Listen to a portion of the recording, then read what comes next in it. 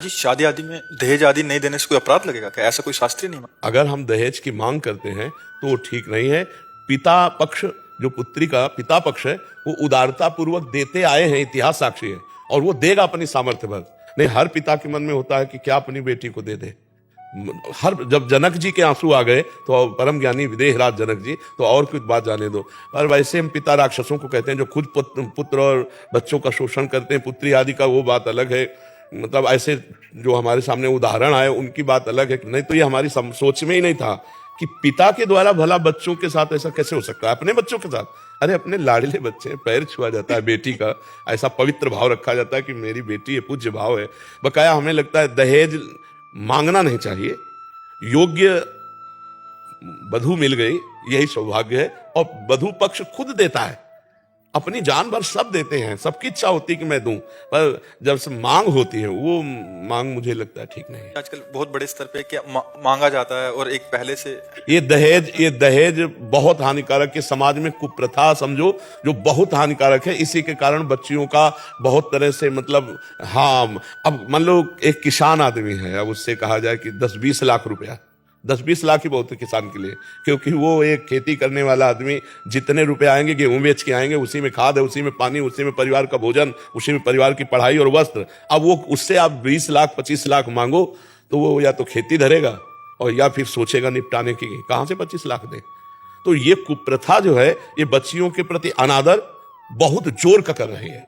अच्छा, कुछ दुष्ट ऐसे हैं जो दुष्ट हैं, हमारी दृष्टि में वो दुष्ट हैं, जो बहुओं को टार्चर करते हैं। तुम्हारे पिता ने दहेज नहीं दिया, केवल स्त्री और पुरलिंग भेद होने में तुम्हारा पुत्र है, इतना कीमती है, केवल लिंग परिवर्तन ही तो है। वो भी किसी की संतान है, तुम भी किसी की संतान हो, और ये संतान परंपरा इन्हीं से चलेगी, तुमसे नहीं चलेगी, केवल तुम्हारे संग सहयोग से इनसे चलेगी। तो ये पूज्य हैं।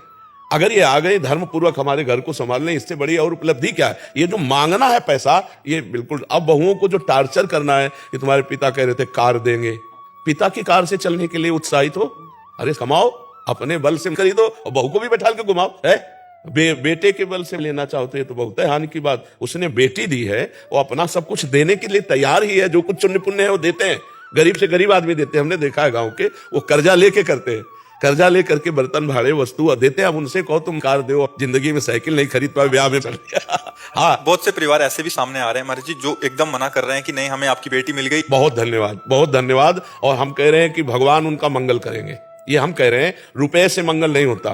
किसी गरीब की बेटी अगर स्वीकार करोगे तो जीवन भर पूरे परिवार की सेवा करेगी। पढ़ना लिखना भी चाहिए, बच्चियों को पढ़ाना लिखाना चाहिए, नहीं तो ये अत्याचार जो करते हैं ना, उनको सही उत्तर, पूरे परिवार की धज्जियां उड़ जाती है। अगर दहेज प्रथा की रिपोर्ट हो जाए और अपने शरीर में कुछ भी गलत किया गया, मारपीट की गई और रिपोर्ट हो जाए, तो पूरे सास ससुर नंद देवर सबका स्वागत होता है, बढ़िया स्वागत होता है। तो दबने की जरूरत नहीं, पर हमें अपने समाज से प्रार्थना करनी है कि हमें पवित्र बहू चाहिए। हम पवित्र कह रहे हैं, सुंदर नहीं कह रहे। सुंदर का मतलब रूप से होता है और पवित्रता का मतलब चरित्र और गुण से होता है। नहीं, अगर पवित्र बहू चाहिए तो फिर दहेज की मांग ना करो। आप ऐसे करो तो एक से एक सुंदर स्वभाव वाली, पवित्र आचरण वाली अगर बहू आ गई घर में तो लक्ष्मी आ गई, नहीं आ गई। संसार में ऐसा भी होता है कि पुत्र कितना भी दंड हो, लेकिन उसका अधिकार है, क्योंकि तो इसलिए वो माता पिता के पास रहा। तो हमारी सरकार ने लड़कियों को बहुत अधिकार दिए हैं। कोई पुत्री अपने माता पिता की सेवा करे तो होता है, ये लालच से हो रहा है।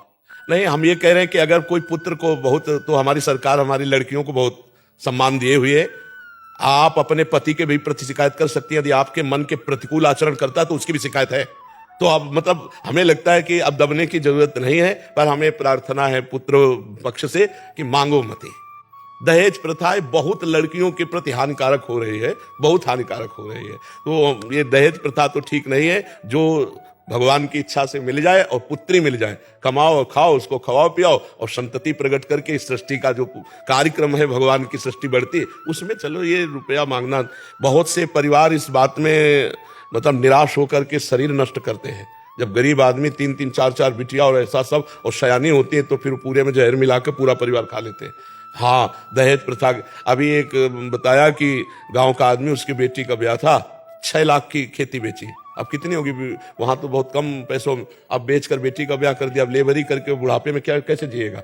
अब उसको लगा बेटी 6 लाख तो हमें लगता है दहेज प्रथा बहुत ही कलंक है और बहुत ही निषेध है। लड़की पक्ष स्वयं से जो दे दे वो ले ले, लड़की अपने अनुकूल देख ले, धर्म के अनुकूल लड़की देख ले, बढ़िया। तो भगवान की कृपा से गृह लक्ष्मी है। चाहे जितना बढ़िया घर हो, अगर एक माता बहन ना हो तो वो घर एकदम सूना सूना सा लगेगा, नहीं। और अगर एक भी माँ बहन है तो पूरे घर को सजाए रखती है। हाँ, वो घर लक्ष्मी, गृह लक्ष्मी कहा गया है, स्त्री को गृह लक्ष्मी कहा गया है। तो जब लक्ष्मी आ रही तो रुपया काहे को मांग रहे हो, साक्षात लक्ष्मी आ रही। और पता नहीं कैसा पुत्र प्रकट हो जाए जो पूरे परिवार को यश उन्नति से भर दे। और ज्यादा अर्थ लोलुप रहोगे तो फिर संतान ऐसी पैदा होगी कि वो भी अर्थ प्रधानता करके अमेरिका भाग जाएगी और तुम दोनों बुढ़ा बुढ़ी यही बैठे रोते रहोगे भारत में। इसलिए बहुत सावधानी से नाम जप करो, दूसरों को सुख पहुंचाओ, कोई नशा मत करो, गंदे आचरण मत करो, और इसी से भगवान की कृपा से आप सुखी हो जाओगे। दूसरे के पैसा देने से या बेईमानी से या छीनने से कोई सुखी नहीं होता, कोई सुखी नहीं होता। मैं एक रेडियोलॉजिस्ट हूँ, एक डॉक्टर हूँ। सो मेरे पास बहुत ऐसे अमीर लोग भी आते हैं जो कहते हैं कि मुझे, जैसे मैं अल्ट्रासाउंड से बता सकता हूँ कि ये मेल है कि फीमेल है।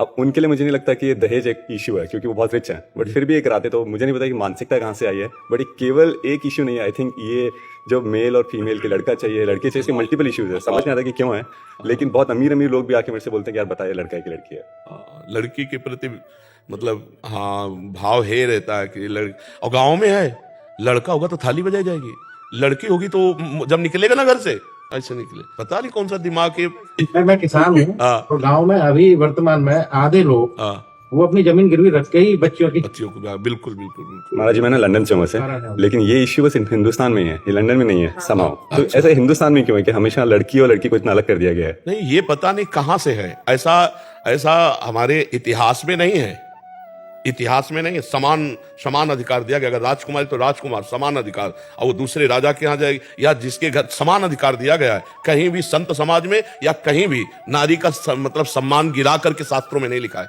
और भगवान स्वयं, स्त्री हो या पुरुष, जो मेरा भजन करता मुझे प्राप्त होता। पुरुष नपुंसक नारीवा जीव चराचर कोय, सर्व भाव भज कपट तज मोहि परम प्रिय सोय। हमारे भारत में तो ऐसा नहीं कि स्त्री को ही नीचा, एक से एक वीरांगना, एक से एक साध्वी, एक से एक हमारे देश में पूजी गई है।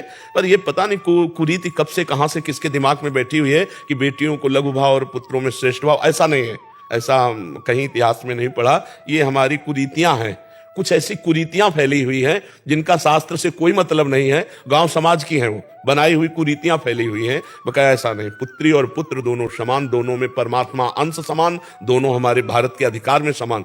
अब तो शायद संपत्ति का भी समान अधिकार बच्चियों को प्राप्त हो गया है, पहले तो नहीं था, पर अब तो समान अधिकार प्राप्त हो गया और बहुत अच्छा है। इससे ये भावना कटेगी, इससे भावना कटेगी। तो अभी ऐसे बोला जाता है कि तुम लेडीज हो तो लेडीज ही रहोगे, हम जेंट्स हैं तो हम जेंट्स हैं। नहीं तो क्या जेंट्स क्या? अब तो बॉर्डर में भी लड़कियां खड़ी हैं, बॉर्डर में भी खड़ी है लड़कियां, नहीं अपने देश के बॉर्डर पे नहीं खड़ी। तो हमें लगता है अब तो काफी समानता आ रही, पर ये दहेज भावना हट जाए और ये कुरीति हटे कि लड़की हुई तो निराश हो गया, लड़का हुआ। हम कह रहे जब राष्ट्रपति है, बहुत से ऊंचे ऊंचे पदों, अर्थ विभाग के फाइनेंस मिनिस्टर भी वही है। हाँ, अर्थ विभाग के हाँ, तो ऐसे सोच हटाओ। पढ़ लिख करके बच्चियां बहुत अच्छे अच्छे पदों पे जा रही हैं, अपने परिवार को बहुत अच्छा समृद्ध बना रही। अब ऐसी भावना न करे, और जो ऐसी भावना वाला, नीच भावना वाला पुरुष हो उसके यहाँ ब्याह भी न करे। जो ऐसे दहेज के लोभी जन हो ऐसे यहाँ ब्याह न करे। अगर वो ऐसा दिखाई दे तो क्योंकि वो जीवन भर टार्चर ही करते रहेंगे। तो हमें लगता है कि ज्यादा ये भी ना सोचे कि बहुत अरबपति लड़का हो, ऐसा भी ना सोचे, क्योंकि अपने समान में तो आप बात भी कर सकते हो, और जब अपने से ज्यादा ऊंचाई होती तो बात भी नहीं हो पाती। इसलिए संबंध करे सम बराबर, चाहे लड़का लड़की को संबंध में तभी आनंद, और दहेज आदि की मांग न करे और अपनी कसर न रखे। अगर बेटी के लिए हमारे पास है जो कुछ वो दे ही दे, उससे अच्छा रहता है मंगल।